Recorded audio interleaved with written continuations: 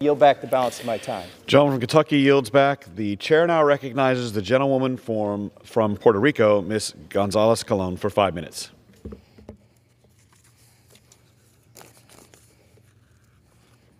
Thank you, Mr. Speaker. Today I rise to express my utter disappointment with the inclusion of extending of the prohibition of the cockfighting in the territories in the Farm Bill before us today.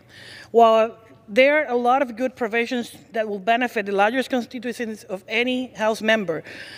For over 3 million American citizens living in Puerto Rico, the inclusion of this amendment will detract from the other high points of this bill. This bill will improve accessibility to grants and programs on the island, and for that I'm extremely grateful and confident that this will help my constituents.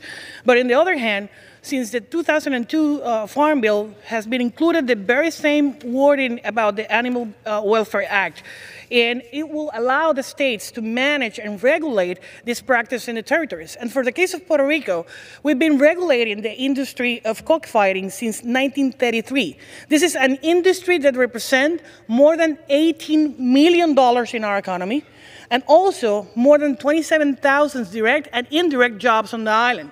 So we're talking about how distressful is the economic situation in the island, but then we are approving another federal regulation without even consulting the people of Puerto Rico or even the territories.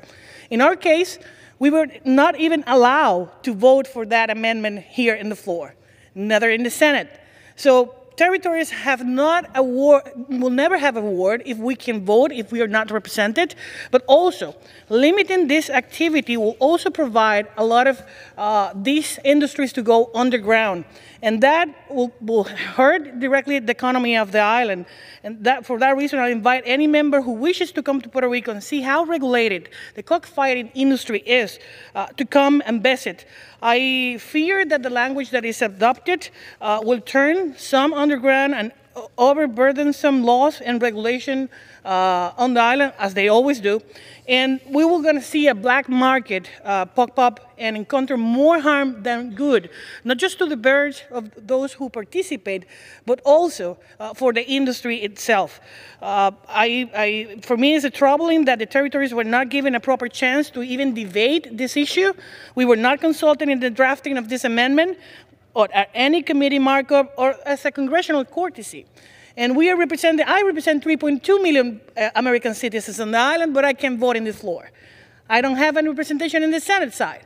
But then we have another regulation coming to the island with even giving us an opportunity to debate it or an opportunity to actually vote against it.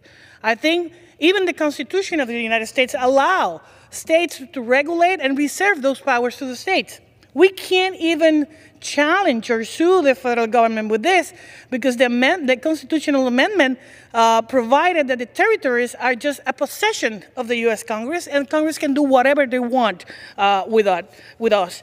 That will affect directly the industry of the island. We're talking about not just the rules of construction of venues, penalties for events, public behavior at cockfights, the rules that have been engaged since 1933, and this is an industry, as I already said, that the government of Puerto Rico, House, Senate, and even the governor are opposed to have this ban in cockfighting.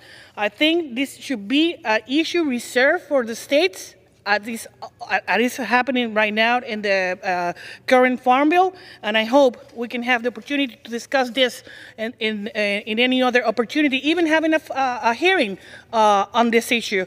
My constituents are concerned on how this prohibition will hurt them and their families, and it's my responsibility to advocate for them, as same as the territories of the United States, that we are all against this prohibition. With that, Mr. Speaker, I yield back the balance of my time. Gentleman from Puerto Rico yields back. Gentleman from Illinois, Mr. Shimkus, is recognized for